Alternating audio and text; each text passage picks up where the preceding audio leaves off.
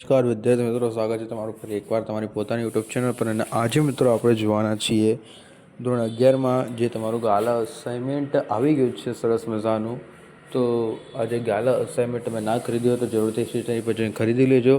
તો સોલ્યુશન મિત્રો આપણે આજે જોઈશું તો એ સોલ્યુશનમાં આંકડાશાસ્ત્ર વિષયમાં આપણે વિભાગ સીમાં જે તમને ચેપ્ટર નંબર 4 આપેલો છે એ ચેપ્ટર નંબર 4ના જે કેટલાક ક્વેશ્ચનો આપેલા છે એ ક્વેશ્ચનોનું મિત્રો આપણે આ વિડીયોમાં સોલ્યુશન મિત્રો જોવાનું છે.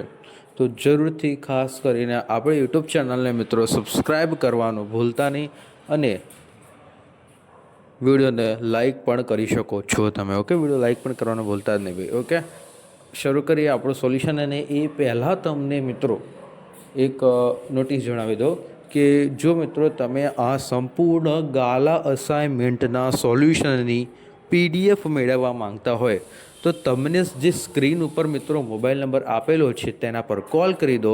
સંપૂર્ણ ગાલા અસાઇનમેન્ટનું સોલ્યુશન મિત્રો તમને માત્ર 150 રૂપિયામાં મળી જવાનું છે. તો ફટાફટ મિત્રો કોલ કરીને આ સોલ્યુશનની PDF મેળવી લેજો. ઓકે, ફક્ત 150માં બધા વિષયોનું સોલ્યુશન તમને મળી જશે અહીંયાથી. ઓકે, બધા A to Z. તો ફટાફટ કોલ કરીને તમારે બસ સોલ્યુશન મેળવવાનું જ છે. તો ફટાફટ કોલ કરીને મેળવી લેજો. 150 તો આખું સોલ્યુશન તો કોઈ નથી આપતું જેટલું આપણે આપીએ છીએ. તો જોઈએ આપણે આગળ સોલ્યુશન. પ્રસાર માપના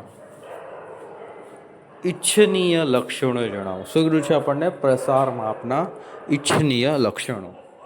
પહેલો તમારો પ્રશ્ન છે, બરાબર. પ્રસાર માપના ઇચ્છનીય લક્ષણો. એમાં પ્રસાર માપની વ્યાખ્યા સ્પષ્ટ અને ચોક્કસ હોવી જોઈએ. પ્રસાર માપની વ્યાખ્યા આપણે જે લખ્યું છે તો એના મુજબ પ્રસાર માપની વ્યાખ્યા સ્પષ્ટ અને ચોક્કસ હોવી જોઈએ. પહેલું એનું લક્ષણ છે. એનું બીજું લક્ષણ છે તેની ગણતરી. શું કહ્યું છે? તેની ગણતરી સહેલી અને સમજવામાં સરળ હોવી જોઈએ. બે કૂતરા ભૂકે છે વચ્ચે વચ્ચે, તો અવાજ ના આવે. આવશે જ આમ તોય હું જોરથી બોલું છું તો અવાજ આવશે તો કોઈ પ્રોબ્લેમ નથી. ઓકે, ખાલી મારો અવાજ સાંભળો, કૂતરાને જવા દો ભાડમાં. પ્રસાર માપની વ્યાખ્યા સ્પષ્ટ અને ચોક્કસ હોવી જોઈએ. બીજું, તેની ગણતરી સહેલી અને સમજવામાં સરળ હોવી જોઈએ. પ્રસાર માપની ગણતરી સહેલી અને સમજવામાં સરળ હોવી જોઈએ. ત્યારબાદ તે નિદર્શનના સાપેક્ષ સ્થિર માપ હોવું જોઈએ. નિદર્શનના સાપેક્ષ સ્થિર માપ એ મિત્રો હોવું જોઈએ. પહેલું એનું લક્ષણ છે પ્રસાર માપની વ્યાખ્યા સ્પષ્ટ અને ચોક્કસ હોવી જોઈએ. બીજું લક્ષણ છે તેની ગણતરી સહેલી અને સમજવામાં સરળ હોવી જોઈએ. તેની ગણતરી મિત્રો શું? સહેલી અને સમજવામાં સરળ હોવી જોઈએ. ત્રીજું લક્ષણ એનું છે નિદર્શનના સાપેક્ષ સ્થિર માપ હોવું જોઈએ. તે નિદર્શનના સાપેક્ષ સ્થિર માપ હોવું જોઈએ. તે આંકડાશાસ્ત્રના ઉચ્ચ અભ્યાસમાં ઉપયોગી હોવું જોઈએ. ઓકે, પ્રસાર માપના ઇચ્છિત લક્ષણમાં આનો સમાવેશ થાય છે. ત્યારબાદ આ પ્રશ્ન 1 પૂરો થાય છે. આપણે પ્રશ્ન નંબર 2 તરફ આગળ વધીશું મિત્રો. વિસ્તારના ગેરલાભ જણાવો. શું કીધું છે આપણને? વિસ્તારના ગેરલાભ જણાવો. બરાબર. તો વિસ્તારના ગેરલાભ મિત્રો આ મુજબ છે. પહેલો, વિસ્તારની ગણતરીમાં માહિતીના બધા અવલોકનોનો ઉપયોગ થતો નથી. વિસ્તારની ગણતરીમાં માહિતીના બધા અવલોકનોનો ઉપયોગ થતો નથી. જ્યારે આપણે વિસ્તારની ગણતરી કરતા હોય ત્યારે એ માહિતીના બધા અવલોકનોનો મિત્રો ઉપયોગ થતો નથી. બરાબર. બીજું છે એનું કે તેના પર લખી દો, તેના પર નિદર્શનની અસર વધુ હોય છે. તેના પર નિદર્શનની અસર શું હોય છે મિત્રો? વધુ હોય છે. વિસ્તારની ગણતરીમાં માહિતીના બધા અવલોકનોનો ઉપયોગ થતો નથી. બીજું તેના પર નિદર્શનની અસર શું હોય છે? વધુ હોય છે. ત્રીજું છે કે તે બેઝિક પ્રક્રિયાઓ માટે અનુકૂળ માપ નથી. તે બેઝિક જે પ્રક્રિયા હોય છે એના માટે મિત્રો આ છે એ અનુકૂળ માપ નથી. ઓકે, ત્યારબાદ ચોથા નંબરનું છે ખુલ્લા છેડાવાળા આવૃત્તિ વિતરણમાં માટે તે શોધી શકાતું નથી. ખુલ્લા છેડાવાળા આવૃત્તિ વિતરણ માટે તે મિત્રો શોધી શકાતું નથી. ઓકે, આ પ્રશ્ન કમ્પ્લીટ થાય છે. ત્યારબાદ તમારો ત્રીજા નંબરનો ક્વેશ્ચનની શરૂઆત કરીએ. ઓકે, તમને ત્રીજા નંબરનું ક્વેશ્ચનની શરૂઆત કરીએ તે પહેલાં થર્ડ ક્વેશ્ચનની શરૂઆત કરીએ તે પહેલાં મિત્રો ચેનલને સબસ્ક્રાઈબ, વિડીયોને લાઇક કરવાનો ભૂલતા નહીં. અને જો મિત્રો તમે આ સંપૂર્ણ ગાલા અસાઇનમેન્ટના સોલ્યુશનની PDF મેળવવા માંગતા હોય તો સ્ક્રીન ઉપર આપેલ મોબાઈલ નંબર પર કોલ કરવાનું છે.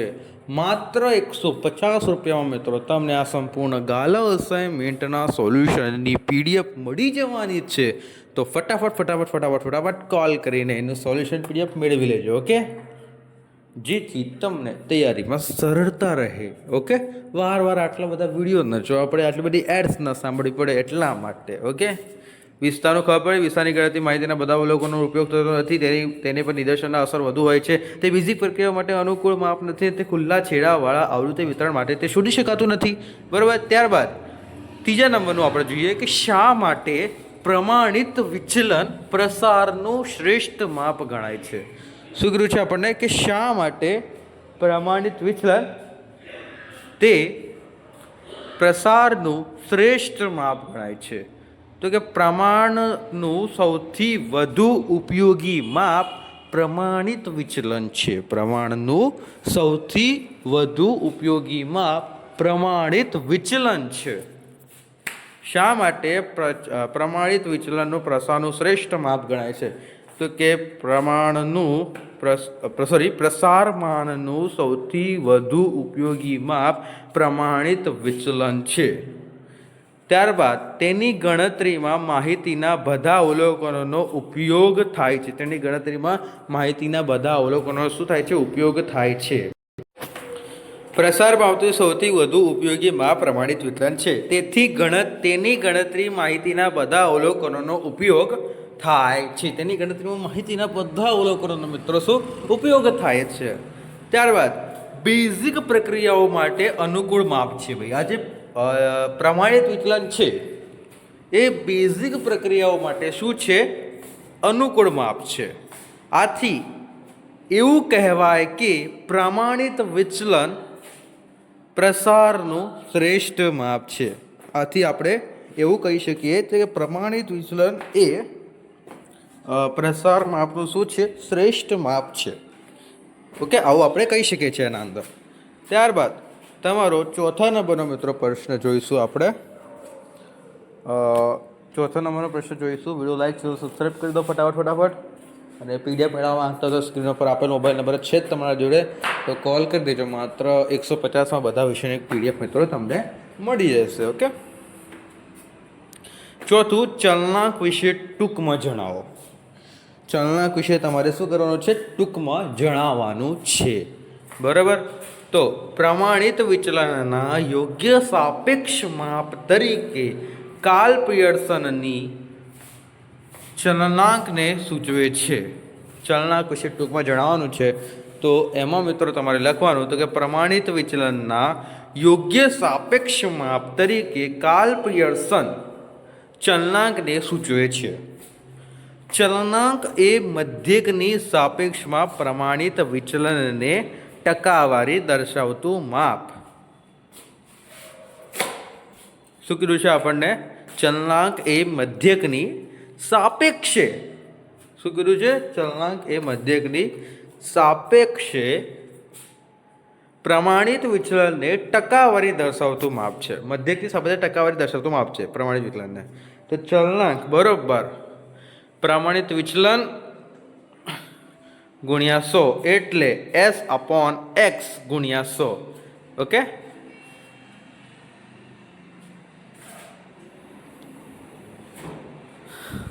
પાણી લેના. ઓકે, પ્રમાણિત વિચલન છે ગુણ્યા 100 S/X ગુણ્યા 100. ઓકે, આ મુજબ આનું થાય. કાર્લ પિયર્સન એક મોસ્ટ આંકડાશાસ્ત્રી છે ફેમસ, બીજું શું કહીએ એના બારામાં આપણે. ઓકે, ત્યારબાદ પાંચમો, સરેરાશ વિચલનના ગેરલાભ જણાવો. સરેરાશ વિચલનના ગેરલાભ મિત્રો. ઓકે, સરેરાશ વિચલનના ગેરલાભ જણાવો. તો એમાં મિત્રો તમારે લખવાનું વિસ્તાર અને ચતુર્થક વિચલનની ગણતરી કરતા તેની ગણતરી અઘરી છે. વિસ્તાર અને ચતુર્થક વિચલનની ગણતરી કરતા તેની ગણતરી મિત્રો શું છે? અઘરી છે. સરેરાશ વિચલનની ગણતરી અઘરી છે. બરાબર. વિસ્તાર અને ચતુર્થક વિચલનની ગણતરી કરતા તે ગણતરી અઘરી છે.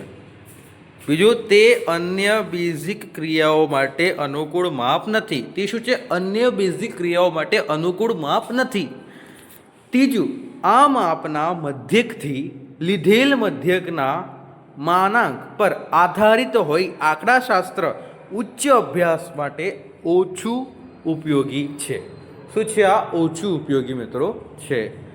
આ માપના મધ્યકથી લીધેલ વિચલનોના માનાંક પર આધારિત હોઈ શકે આંકડાશાસ્ત્રના ઉચ્ચ અભ્યાસમાં ઓછું ઉપયોગી છે. અને ચોથું, ખુલ્લા છેડાવાળા આવૃત્તિ વિતરણ માટે તે ગણી શકાતું નથી. ખુલ્લા છેડાના આવૃત્તિ વિતરણ માટે તે મિત્રો ગણી શકાતું નથી ભાઈ. ઓકે, આથી આ વિડીયો કમ્પ્લીટ થાય છે. વિડીયો ગમ્યો હશે તો વિડીયોને મિત્રો લાઈક કરવાનું ભૂલવાનું નથી, ચેનલ સબસ્ક્રાઈબ કરવાનું ભૂલવાનું નથી. એવું હોય તો આપણે ફરીથી તમને 5મો નંબરનો પ્રશ્ન સમજાવી દઈએ.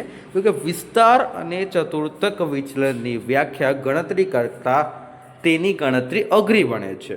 તેથી તે અન્ય બેઝિક ક્રિયાઓ માટે અનુકૂળ માપ નથી. ગેરલાભ જણાવો છે, બધું નકારાત્મક બનાવી દો.